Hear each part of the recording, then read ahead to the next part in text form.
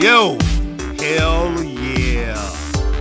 Wyatt begins in like 5, 4, 3, 2, 1. Yo, welcome to Wyatt, and I'm your host, Wyatt O'Brien Evans. Grrr, woof, goddammit, woof, woof, woof, woof.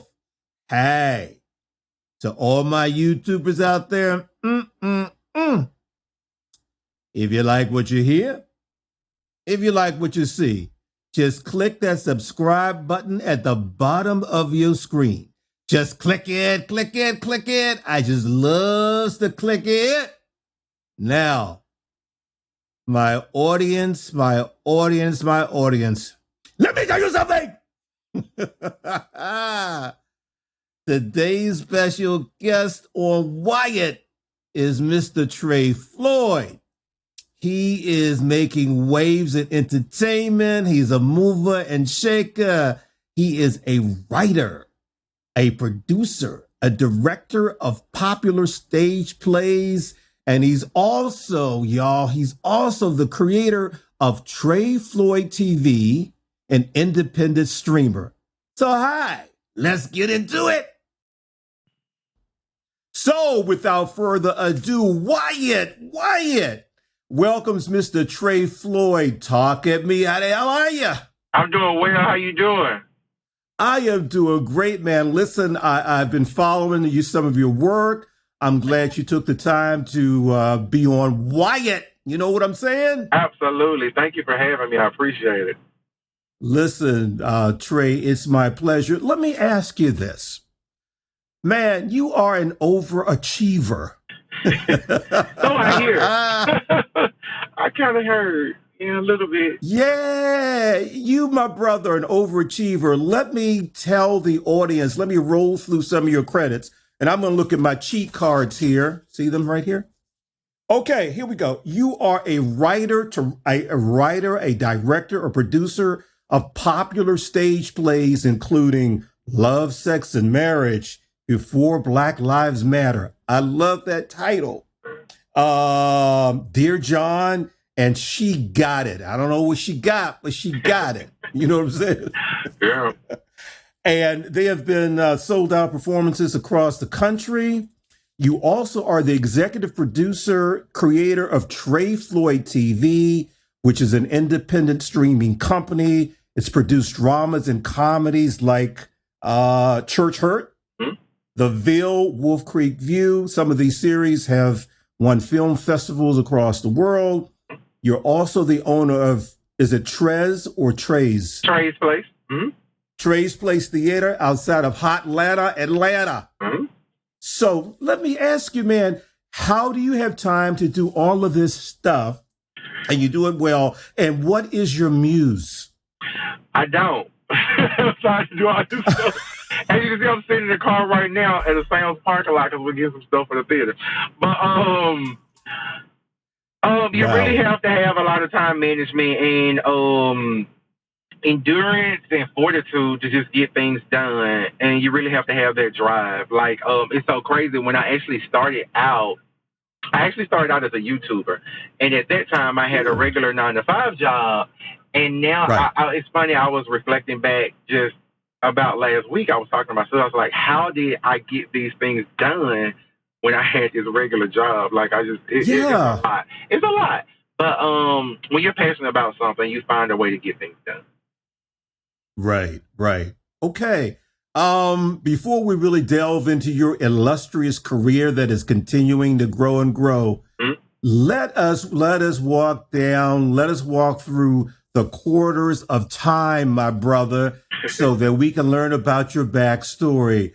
Are you ready? I hope so. Yeah, I'm ready.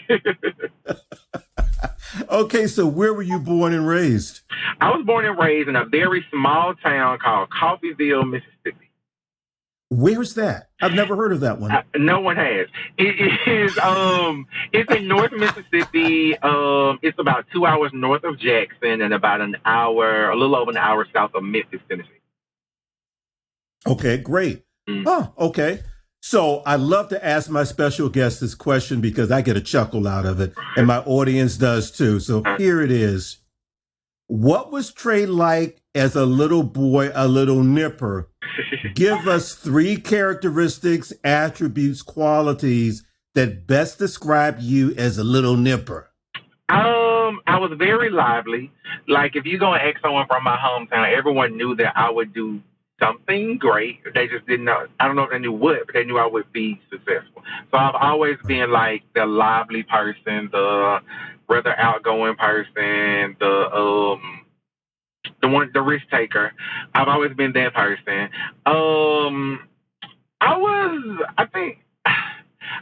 I think I was a nerd. Like, I think I was very nerdy. I know what you mean, people may say I was popular. Like, I was in every like club and stuff, and I played sports and things. But I think I was a nerd because I would go and like read up on. I have all this useless random knowledge. Like, I can watch Jeopardy and know way too many answers. But it's just like because I like to read. So yeah, and I was also a church boy. Like, I was at church every Sunday. So yeah. So there you go. So risk taker, church boy, nerd, self-proclaimed. So translation is you did some mischief, but nobody ever found out. That part. There you go. Yep. Great translation. There it is. Yep. Yep. Mm-hmm. That's a good one. Yep.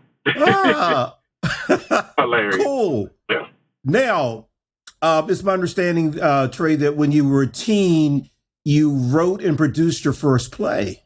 I did. I was actually in high school. So I was the president of this school club called FCLA, I believe, and we needed a fundraiser. And so I was like, well, why don't I just do like a play? And it's like, well, who's gonna write it? And it was like, you can do it. I'm like, okay. So I did, and we were going to do one show open to the community. It was so good that, like, everyone was there. We actually ended up doing an encore performance of it. So look, I need to find that play. But yeah, it was really cool, and maybe that's where I delved into love for it. So yeah, but that was my first play. Yeah. I mean, that's exceptional because you've got adults who can't write their first book or their first play. That's true. That's true. They run around saying, I've got a book in me. I got a book in me. Right. What can I do? What can I do? Yeah. And when I do workshops, because I'm a novelist, I say, well, what you need to do is just sit your ass down and write a book. Absolutely. Yeah. It's very true. You just have to take the time, carve out the time and do it. And just do it. Like, it really, once you get going, for me anyway, it doesn't take long to pin it down. You just have to say, okay, I'm going to write. And then you're going to write. Yeah. Editing takes way longer than writing for me, anyway. Gotcha. Well, now as a teen, you had formal training in ballet, jazz. Tell us a little bit about that. So, as I say, I grew up in a small town, but when I got to college, I minored in theater. And so I went to, they had this big cattle call, and you just get cast in different shows. So I got cast in this dance show, and I didn't have any dance experience. But my dance teacher, I was long and thin, so I'm like 6'4". I've always been the tallest person in the room. So I'm 6'4". At that time, I was probably like 170 pounds. And so all she saw was these long limbs, and she's like, I'm going to cast them. And so I had this intensive training, like all this ballet, modern. We ended up going to like these dance festivals and training all across the United States. So it was really cool. Wow. So I learned a lot. I was just a late start because I didn't start actually training until college. But yes, that was awesome. I wish I could do some of those moves now. I don't think I could. But yeah. Oh boy. Good moves like that. My. Mm-hmm. Yeah. Well, there's always a lot to be said about flexibility. So, hey. Very much what I'm saying? I wish I was as flexible now as I was then. All the things.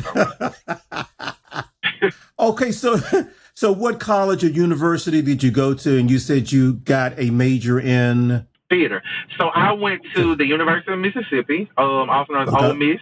The school from The Blind Side, The Help, all those movies. That's the school I went to. Okay. I was actually an accounting major and a theater minor. Okay. After that, I actually mastered at Delta State University, and then I have a specialist in ed leadership from the University of West Georgia. Wow. So yeah, I went. I told you I was a nerd. I went to school a lot. Well, I think that's great because you have stuff to fall back on. Oh, You know, absolutely. Mm-hmm. it's like creating, man, plan A, B, and C. So that's excellent. Yep, absolutely. That is excellent. Yep. So I'm a licensed real estate agent. I'm a licensed educator. What? Yeah, and I have a degree in accounting. So yeah.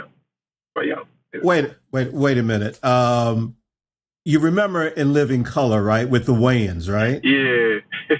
Remember the Headleys, the Jamaican family, and everybody has so many damn jobs. Yeah, my friend sounds Jamaican. It's like you did everything. You Jamaican. But, yeah. Well, let me ask you: did you have any salient college experiences that helped prepare you, mold you into the person that you are today, particularly career-wise? Yes. Well, I think you're taking every experience that you have. Everything leads you to where you are. And I don't say I don't have any regrets because I do. But every life experience leads you to where you are. But one, I think, moment that made me know that I would love stage and why I like stage more than film is when I was in college. I went to see Alvin Ailey's performance live. And I knew in that moment, and at that time, that's when I was heavily involved in dance too. I knew I wanted to be in stage, whether it be on the stage, behind the stage, writing for it, whatever it may be. I knew that's what I wanted to do. Ultimately. But yeah. Okay. Let's fast forward to, your career. Why did you select the genre of dramaturgy, directing and producing and writing plays as opposed to another genre? Really because what I said about seeing live, it's something about live theater that is different than film. Like every time you see it is different. Like you can go and see the exact same show 2 or 3 times and there's always going to be something different about it. And I love that about it. I think some of the greatest actors came from stage. Like when you look at like Viola Davis and Denzel, like when you look at like greats, most of them started on stage at some point because you really get to see the chops of your work. And so that's really what made me fall in love with it and really want to do it. I keep saying I'm going to transition and do more film. I just haven't yet, but I am eventually. Well, I believe stage work is much more difficult than film and TV. Absolutely. It requires much more work and dedication because like there's no cut and there's no take 2 on stage. What you see is what you get. So you have to be authentic and you really have to do the work. I think it really prepares. I think everyone in film or wants to do film should do stage first. Because you notice a lot of the actors go back, even though they're established in TV and film work, they always migrate back to film to stage work. It's because the passion and drive. When you really love what you do, if you are a serious actor and really enjoy it, then you have to be willing to put in the work. Like there are many people who just want the fame of it or the highlight, but there's a lot of work that goes into it. I tell people all the time, like, acting is not an easy job. It may look easy, it may look fun, but there's a lot of work that goes into it. So if it's something you seriously want to do, you have to be willing to do the work. Absolutely. Okay. Would you give us a 25-word elevator pitch synopsis on your plays? For example, Love, Sex, and Marriage, Before Black Lives Matter, Dear John, and She Got It. So give us 25 words. For each one or all together? Yeah. Well, whatever you prefer. Got it. Okay, so I'll do all together first. So how I write or what my plays, what I try to do is I give you something serious in an entertaining mode. So all of our plays have some underlying meaning to it. So Love, Sex, and Marriage was about this DL character whose label wanted him to be with a girl instead of coming out. Before Black Lives Matter was about this teen who grew up in this well-to-do area and was oblivious to the things around him involving the police. She Got It is about a black woman who finds out she's HIV positive a week before her wedding. So it's about Oh, wow.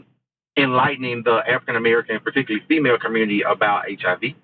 And then the newest show that I actually am doing next month is called Atlanta Child Murder, which is the first historical play that I've done, or it's based on actual events about the Atlanta child murders that happened in the early '80s here in Atlanta. Wow. Whoa, heavy stuff. It's both substantive and entertaining. So where do you get the ideas for your plays? Life. And as I said, I was a teacher before, so I like to educate people in creative ways. So, like, I can sit and tell you all day about HIV rates in African American women, but if I show it to you in an entertaining way, you're more likely to take it in and it hits a spot and you remember it. So that's kind of was my inspiration for doing stage, is to actually get a point across without lecturing people. Well, you know what? We're like this because I write a series of novels called Nothing Can Tear Us Apart, about two love-struck men in a monogamous relationship. A major theme is intimate partner violence and abuse, which is domestic violence and abuse within the LGBTQ community. And I said to myself, let me also put it in fiction form because it makes it a little more palatable for people. It's not quite like knocking them over the head with it, but they still absorb it, but they're also entertained. Absolutely. And then people will be more willing to go and look at factual information and find out, dig deep into the for themselves. Yeah. Absolutely. Absolutely. Absolutely. Okay, Mr. Floyd, tell us about Tre Floyd TV, right? Got it. Your independent So Tre Floyd TV actually came out during COVID because when COVID broke out, we were actually on tour with Before Black Lives Matter. Before Black Lives Matter was supposed to do about 30 shows around the United States. We were literally in DC. We had did DC, I think, on Friday or Saturday, and we were in Baltimore, and everything started shutting down. And we were like on tour, so we didn't really know exactly what was going on. It was kind of like, okay, what's happening? Like, what's going on? And then, like, someone was telling us about COVID, like, because we had heard about it, but I think COVID really still started shutting down in, like, March or April, I think, of 2020. And so, because, we were rehearsing, traveling, we weren't just paying attention to the news like that. And we had to shut down the rest of the tour. So we were only able to do Atlanta, DC, and Baltimore before we had to stop. And, so we had all these actors, everybody was ready to work, but we literally couldn't do the live shows. So that was the beginning of Tre Floyd TV. So we started film. Okay. So what is the mission of Tre Floyd TV? What are you trying to accomplish? Of course, you want to entertain, but I'm pretty sure, just talking to you, I can tell you're rather deep. You're deep. So, Tre Floyd TV is more entertaining. The shows do have substance to them. All of them have, of course, like some type of underlying story. But it was also, at the time I did it, was to be able to give actors some work because, as I said, it started during COVID. So a lot of production had shut down. So the goal was really to get these actors back, actors and writing, because I actually didn't write everything on Tre Floyd TV, was to get these people back to work so we can make some money during COVID. So that is the roots of it, of how I actually started. And it's grown, and it was awesome. It was great. I enjoyed it. I still enjoy it. My brother. Okay, tell us about Tre's Place Theater. Why did you create it? What's it all about? I think it had the first Black cast. It's the first Black-owned theater in the city of Forest Park. So, congratulations! Park, thank you. Forest Park is literally just right south outside of the city of Atlanta. Right. So it is the first Black-owned theater there. So that's super exciting. Dear John was the first. That's our dinner theater show. Was the first all black cast. Or was the first all black cast dinner theater in the city of Atlanta. So super exciting. So there is where I now do all of my shows when I'm in Atlanta. When we're on the road, we do all the shows there. We do a monthly dinner theater show every first Saturday. And outside of that, we rent it out to other productions. So other producers have come in and done shows there. We actually rent the facility out for parties and such. So it's exciting. Yeah, that's Tre's Place. So anytime you're in the area, come on down to Tre's Place, 4913 West Street, Forest Park. My brother, you are Mr. Entrepreneur. Yeah.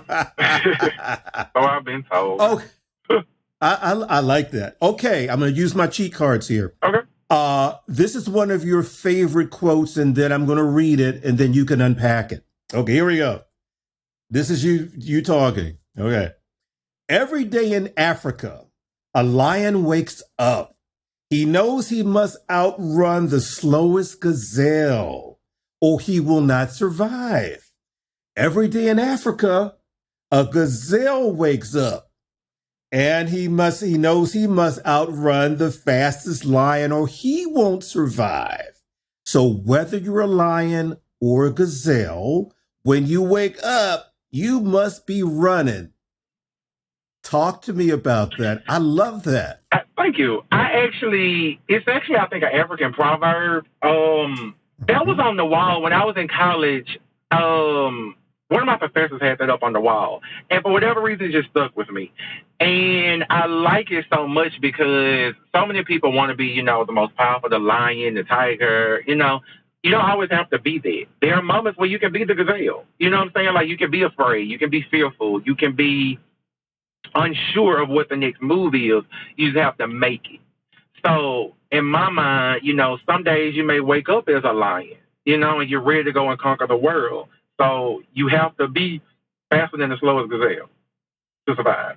But other days you may wake up and feel defeated. You may feel like you don't really want to do whatever it is today. But you still have to get up and go, because if you don't outrun the fastest lion as a gazelle, you don't make it. See the next day. So it's all about just mood and motivating yourself to keep going to make it to the next day. Got it. That makes sense, Tre. Mm-hmm. Tell us about Elevating Voices, your nonprofit. So Elevating Voices, excuse me, our nonprofit is about bridging gaps. So the first show I did, Low Sex and Marriage, was about this DL character who was afraid to come out because of how the world would accept him, because of religion, his past. And so I decided to tell that story because it's so prevalent in the African American community, and so many straight males came to that show and enjoyed it because they got to still look through the eyes of a DL character. And oftentimes the DL character is often ostracized or put down because it's like they're doing things that are so wrong. But and oftentimes that's true. But sometimes it's just a matter of fear, because they don't know what is on the other side of it. So Elevating Voices, kind of where it came from, was just bridging the gap between telling authentic stories like that from a different point of view, and giving opportunities to for those type of stories to be heard. So from there, that's where you also got like the different perspectives from Black Lives Matter. You got the HIV stories from She Got It. And so what we do at Elevating Voices is try to tell those authentic stories. And what most of the funds from Elevating Voices go to is we do scholarships annually. We give away 2 annual scholarships to people somewhere involved in the arts to some degree. So whether it be singing, band, who want to pursue some type of career in the arts. That is amazing. Wow, that is really good. Tre, with the increase in streaming services, that demands voracious content, the need for so much content. So would you say this is an opportune time for folks, particularly people of color, Black folk, who have a quality concept, script they want to pitch, is this the right time to do it? And how should they go about doing it? I would say yes. So, if it's good, like it's a lot of not so great stuff out there. So, I mean, if it's good, then yes. And the thing about it is, just because it's good to you doesn't mean it's always good for everyone else. So I always tell people to find, edit. And any great writer would tell you that like once you write, the most important thing is to go back and edit it. Sometimes you put it down for weeks, sometimes you put it down for months, go back and edit again. And this any screenwriter, filmmaker, I think will really tell you that to get a great script. The first one you read, it may sound great, but there's always ways to make it better. And then there's as far as like pitching it, it really just depends on what kind of route you want to take. So mine is I have a very independent route since I started my own streaming service. So I mean, you can go that route, or you can try to pitch it to other larger networks or streaming services. And you can also go like the film festival route. You can do that. You know, you can find an agent to pitch it for you. So I mean, there are several routes you can take. So you just have to research and find which one is best for you. Got it. That makes a lot of sense. Here's a very interesting question I want to ask you. Let's say some magic happened to you. Okay. And you could not do what you're doing now in entertainment. What profession would you choose? What different road would you take, and why? I would be a professional bull rider. Get out. Tell me more. This is interesting. So, I mean, I told you I grew up in Mississippi, so it's very country. Right. I actually grew up somewhat on a farm. We actually had farm animals. We had show cows. So, we had cows, pigs, chickens, things like that. And one of my friends growing up is a bull rider. And so, whoa.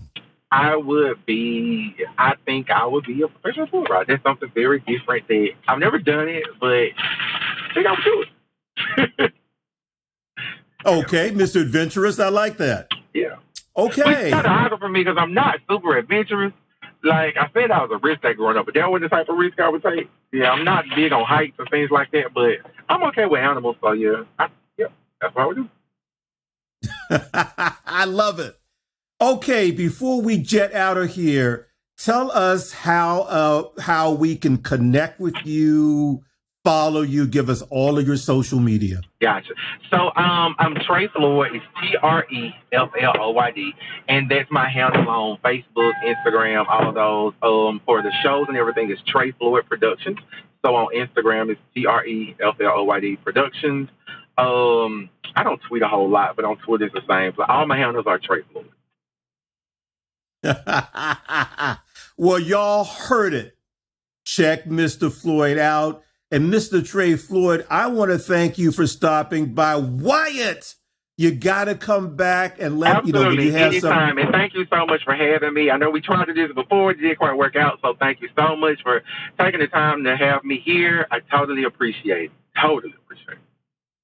Well, my brother, it's my pleasure. And thank you so much. Absolutely. You have a good one, my man. So there you have it. You can find the official Wyatt podcast page at WyattEvans.com. The go-to destination for LGBTQ news, features, commentary, and entertainment. And WyattEvans.com is visited by over 100 countries on the regular. Oh yeah, baby. And at WyattEvans.com, you can find my smoking hot, HAWT hot, Nothing Can Tear Us Apart series of novels. The latest installment is Frenzy! Yeah, I said Frenzy. Frenzy is just chock full of masculine romance, passion, action, intrigue, danger. Danger, y'all. Just danger. And some good old-fashioned erotica to boot. And the predecessor to Frenzy is Rage, all at WyattEvans.com. And the sequel, the new wonderful novel, drops soon. And I'll keep you, informed.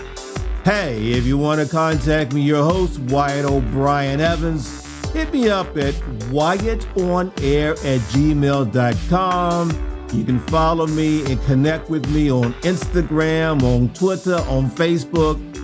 All of my social media is right there, right there. I said right there for you to see, for you to peruse. You know what I'm saying? You feeling me? So, y'all, until next time, woof, goddammit, woof, woof, woof, woof.